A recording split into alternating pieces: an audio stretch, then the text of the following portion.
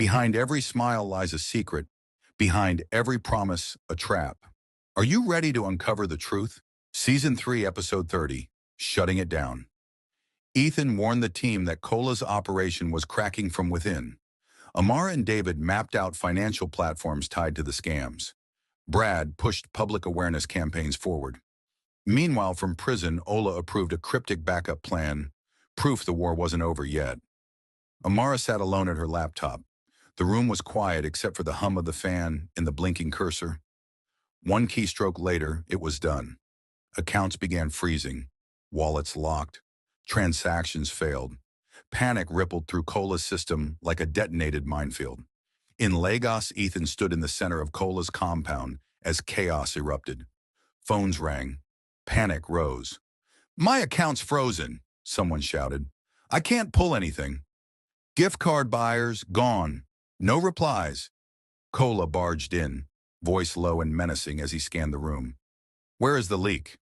His eyes landed on Ethan. "You came in quiet, too smart." Ethan didn't flinch. "If I knew this was coming, I wouldn't be standing here like the rest of you." Aide stepped in, arms folded, watching Ethan closely. "Then prove it. Help us fix this." Back in D.C., Emma and David monitored the shutdown on a digital map, pins vanishing one after the other.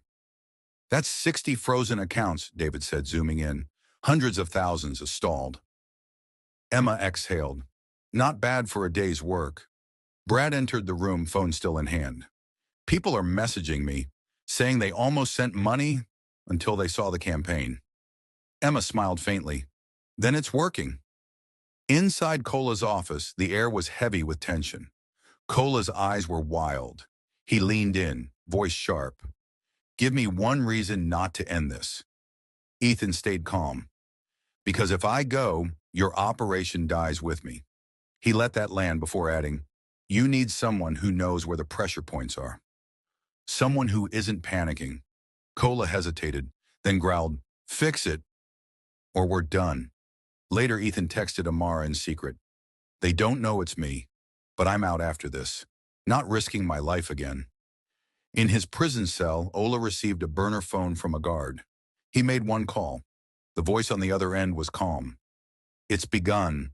The disruption worked. A smile crept across Ola's face. "Good. Leak the decoy data. Let them think they've won." That night, Emma sat at her desk reviewing strange activity. A tiny transfer had slipped through a lesser-known crypto gateway. It didn't match any of Ola's patterns. "This is new," she told David. "Either someone's testing a new route or covering tracks." David looked up from his screen.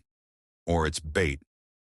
Ethan walked out of Cola's compound under the cover of night, his phone lighting up with Amara's message. "You're clear. Exit plans in place." But something didn't sit right. The shutdown had gone too smoothly. The crypto ping Emma flagged earlier. It could all be a distraction. As Ethan disappeared into the city's shadows, doubt pressed hard on his chest. Was this really over? Back in the prison, Ola stood in the dark, his grin growing as he held the phone to his ear. "Let them believe it," he whispered. "We've only just started." Ethan stepped into the terminal. The glow of overhead lights blurred the fatigue on his face. Another message from Amara buzzed. "Keep your guard up. We missed something bigger. Stay sharp." The world around him moved fast, but his thoughts moved faster. On stage, Brad wrapped up a university talk, the crowd erupting in applause. His phone buzzed. A new scam profile, using Robert Carter's name, was alive again. Emma glanced at David, no celebration in her expression. "We shut one down," David said. "Another pops up." Emma muttered, "The battle's just begun." The calm before the storm. Ethan moved swiftly through the terminal, his hoodie pulled low, his eyes scanning every face around him. Someone had been trailing him since the moment he left Cola's compound. He could feel it, shadows that didn't shift naturally, footsteps that stopped when he did. At the security gate, he hesitated for half a second too long. Then he moved, blending into the crowd, forcing calm into his breath. Behind him, a man in a dark jacket glanced at his phone and looked up, eyes searching. Ethan ducked into a bathroom, discarded his burner SIM, and switched to his secondary identity card. Moments later, he slipped through a secondary gate and boarded the plane, his chest rising and falling in shallow breaths as the door closed behind him.